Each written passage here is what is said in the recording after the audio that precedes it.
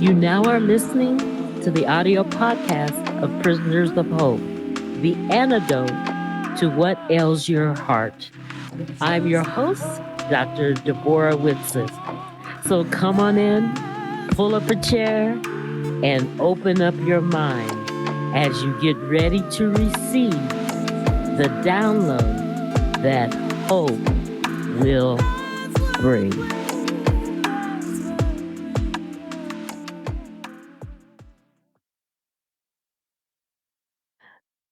Well, hey, welcome to the Prisoners of Hope podcast.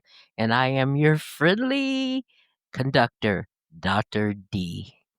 And today we're continuing our interview with Vanessa Daniels on her book, Dancing in Rain. And we're going to be looking at some more action, I guess, strategies that you could use to get yourself unstuck from the sadness. So enjoy. You know, the secret place, something came to me and it kept on playing in my mind. I think that's the Holy Spirit, because when you were talking about fear, basically, he says in the Bible, I have never seen the righteous Forsaken. forsaken or their children going hungry. That's right. And, you know, that kept on playing in my mind because as you were saying, oh my God, I'm going to die. It's storming. I'm going to, you know, I have never seen the righteous. That's why it's important to lock his words into your heart. That's right. I like your number two key to your freedom. Number two, I like keys to freedom. You said trust trust doesn't require you to understand. As a matter of fact, it's almost it's the opposite. Absolutely. Because Yeah. trusting is like taking. I love the original Raiders of the Ark. It's the original ones, you know, before he became old and pretending he was doing stunts, you know. And there was a point where he was on a cliff and he was reading, he was looking for the ark. I don't know what it's some treasure. And it says one must take the step before you see the path. Right. And he was like, really? You know, Harrison Ford, he's got these look like, really?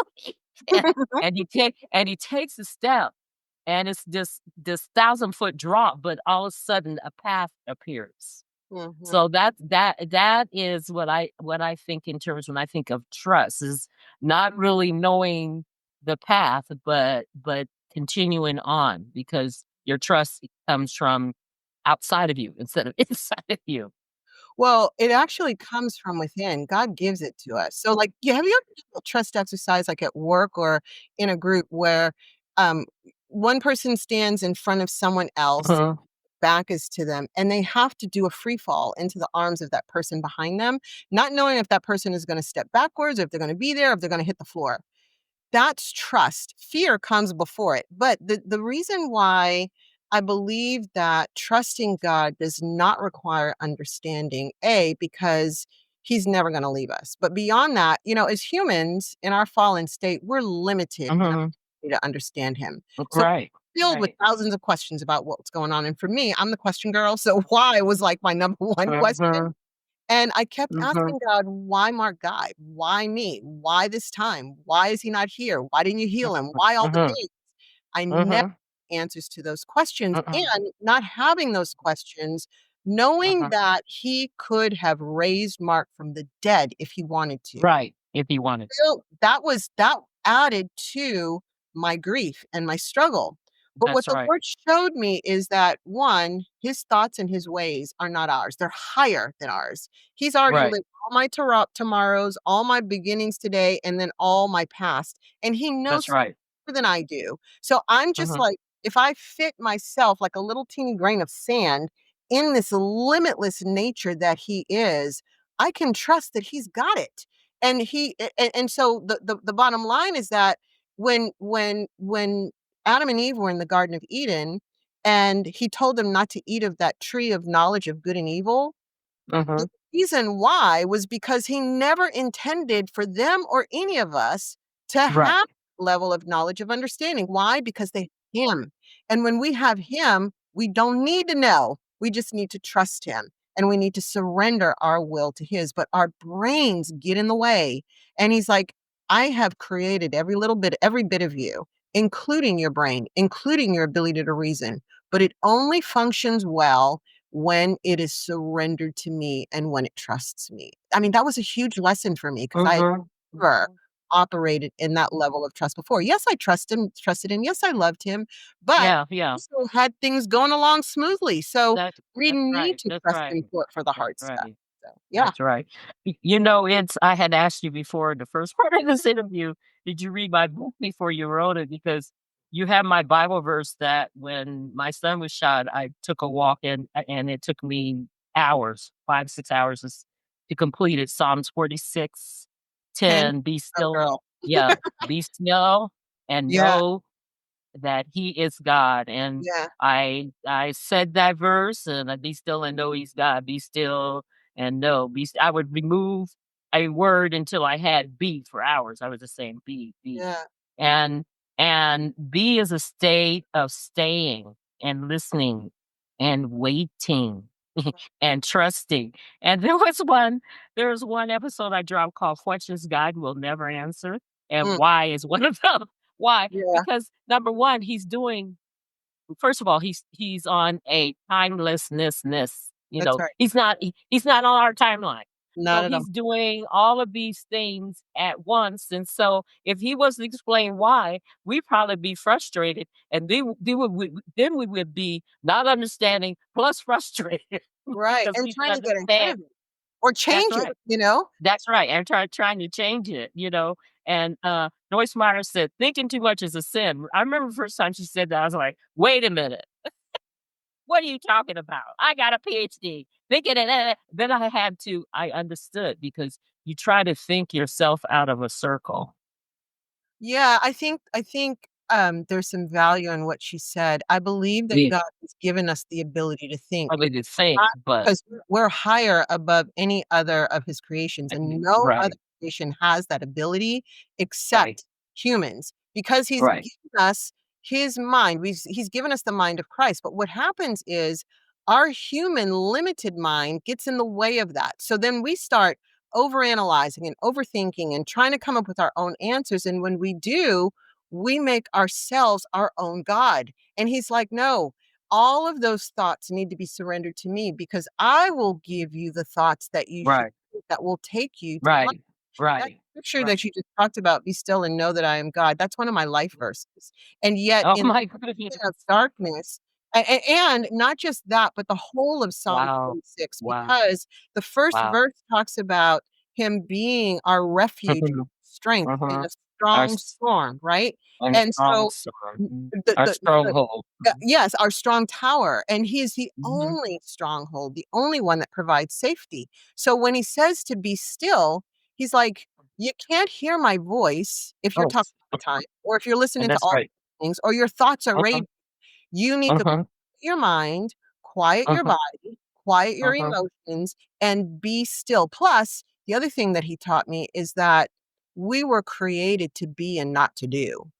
The things that we do flow out of who we are. And in order Oh, to know who we are, we've got to understand what it means to be the daughter of the King of all kings. And when uh-huh, we understand that, then the things that we do flow out of that and align with his will and they align with the kingdom.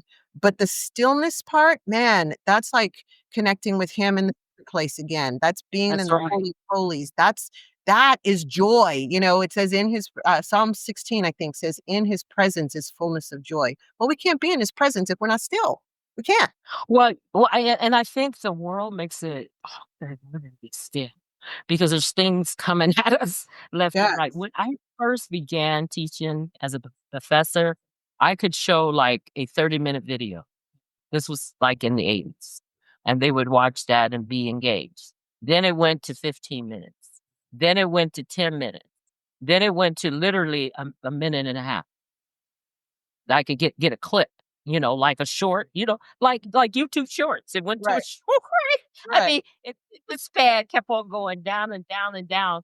And it seems that it is very, very hard to be still. And that's where you find them in the stillness. Your next strategy is you talk about that iron sharpens iron has to be sharpened. It's got to Yeah, be sharpened to be sharp. yeah. Um, and I really and I'm gonna read what you wrote because I think it's so amazing. It says, "Let it," you know it talks to me, so you don't have to say amen, Deborah. Okay, we better not say that. Okay, letting go increases your faith to abide in the present, in the deep end of the ocean, where your feet don't touch the bottom, where the Lord of ages rules the elements, while he keeps his promise to uphold you, never let you go, and guide you to your destiny. Yeah, after the last Bible study, I had to read that. Yeah, I mean, I think I it's I used just to always say I was hanging out in the deep end of the ocean where my feet don't that's touch the right. bottom, even before I wrote the That's book, right. 'cause, um, that's where I learned to let him uphold me, where I wasn't trying to work Mhm. and figure it all out by myself. Uh-huh. It's where I also learned that in order to stay afloat in that deep end, I couldn't be holding on to the things that That's right. were more valuable to me or that I thought were more valuable than God. I had to let those go in order to hold his That's hand right. and so he could hold me up. That's Uh, right. but yeah, I mean, the journey of that and, I think it's Hillsong that sings a song called Oceans, which I've loved since it first came out, but that also Right. came, vivid as well, you know? And that's, I think, where I began to formulate that imagery of being out in the ocean where Peter walked on water with Jesus. Mhm. When he Mhm. stopped looking at the Mhm. swirl of waves around him, because doing that made him sink. So the hardship, Mhm. the difficulty, the Right. fear, the anxiety, that's the stuff that Right. makes us drown. But when we That's take right. our eyes off that and look at Mhm. Jesus, His he helps presence. us to walk on Mhm. water every Mhm. single time.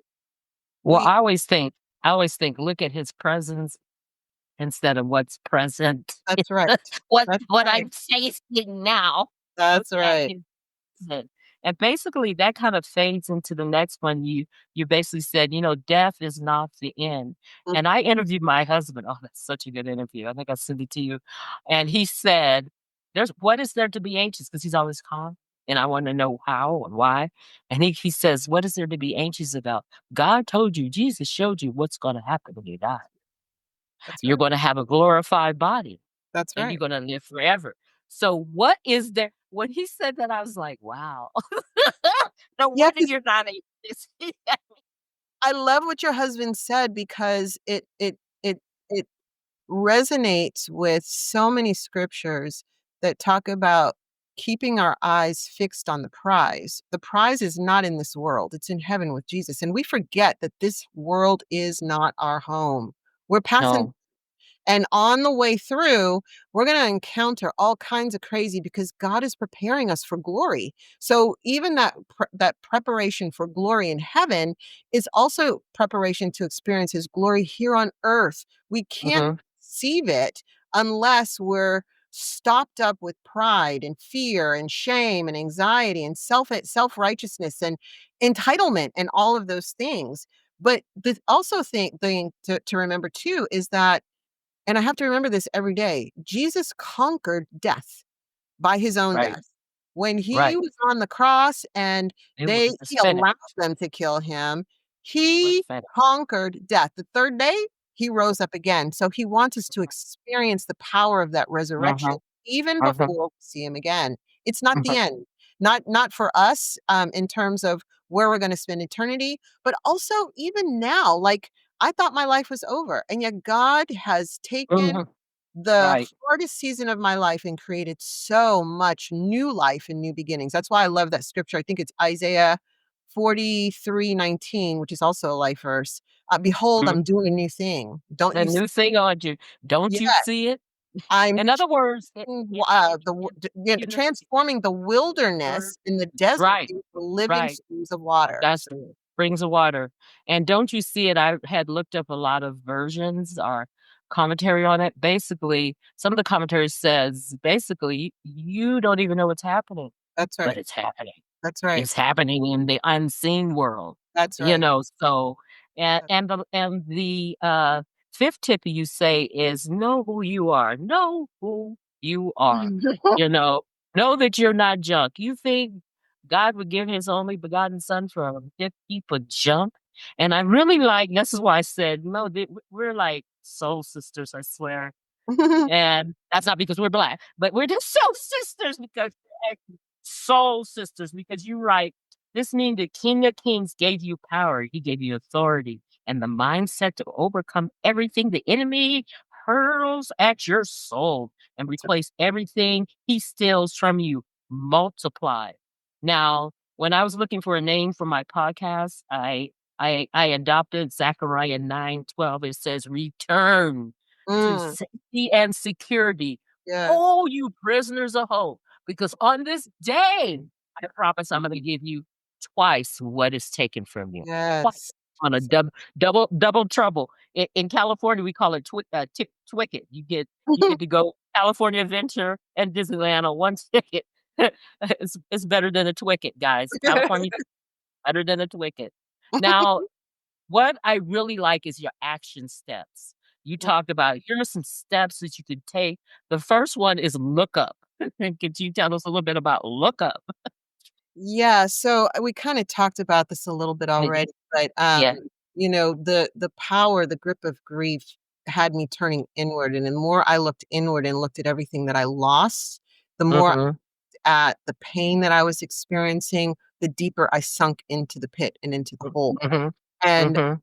heard the Lord tell me over and over again, and it took me many, many, Mhm. many months before I did, to look up Mhm. from all that I was going through so that I could see him.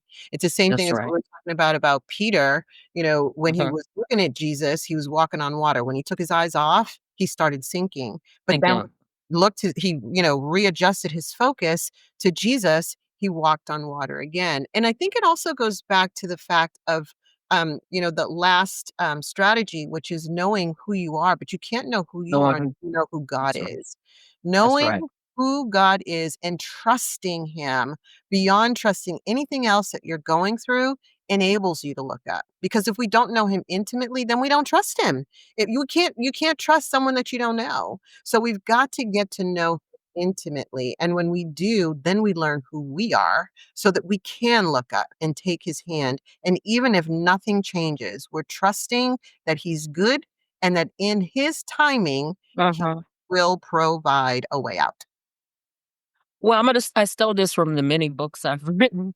The author said, the many books I've read, not written, I've only wrote one book. But the author said the author said, "It's your gaze. You have problem with your gaze. If That's right. you're looking up, you are hopeful, That's right.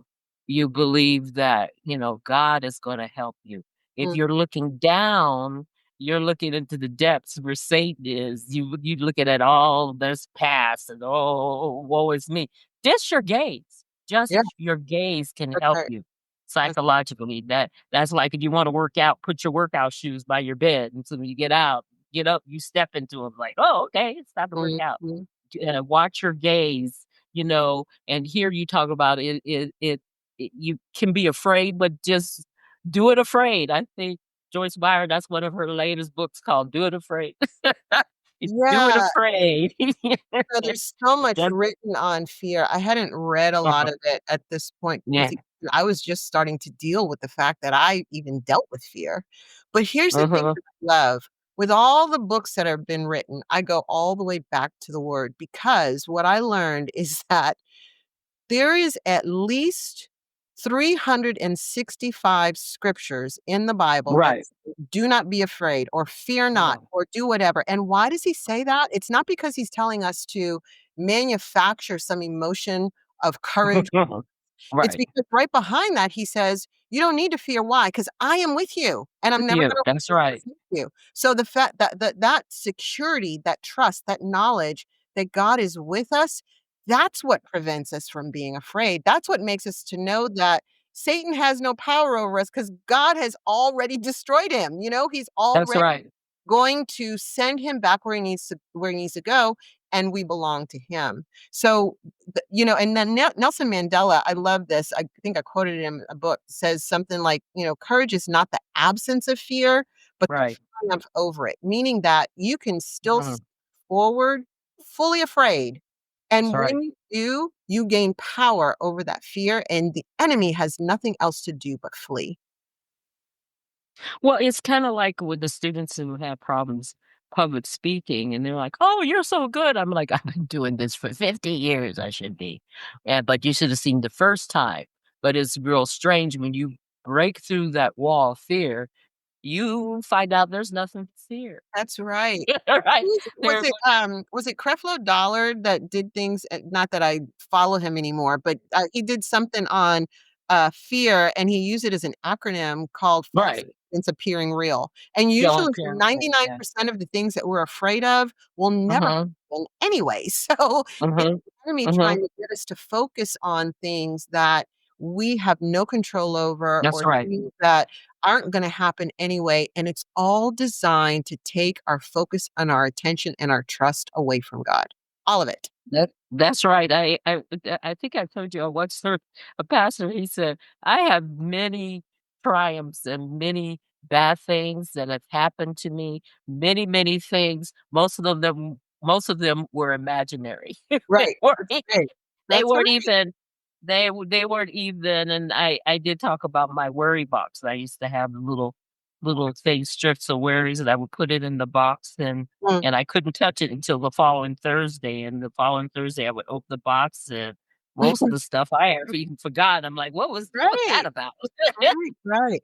You know, what I also love, going back to whether it's the worry box or, the things that we're stressed out and anxious about, or the torment that we experience when we encounter something, like, uncontrollable, like my husband's death, is Mhm. that, um, again, God knew that fear was gonna be one of the major spirits and weapons that the enemy would use That's right. against us, and so I believe that's why he put Mhm. 365 of them in the Right. Bible. So we have one for at least every day of the year, and then we can grab a couple of them if we need to. Isaiah 41:13 comes to mind where he says, "For I, the Lord your God," which when you look that up in Hebrew, it's Yahweh. That's the creator, the great Yeah. I am, the Mhm. self-existent Mhm. one. I hold your right hand. It is I who say to you, fear not. I am the one who helps you. Well, when we put our faith and our trust in that, the creator of the universe, the God Mhm. who says, I am, is the one who sent Moses, what do Mhm. we have to be afraid of? Because he's going to Mhm. help us through everything that we have to go through. Everything, every E single thing. everything, and well, I hope you really are gleaming some successful strategies to help you get through the dark parts of your life, the suddenlies that come up out of the blue. So stay tuned to the final part of this interview. Well, God bless. My hope is that this journey has been fruitful and you're able to take it and apply it to your life. Until next time, tune in again for the Prisoners of Hope podcast. God bless.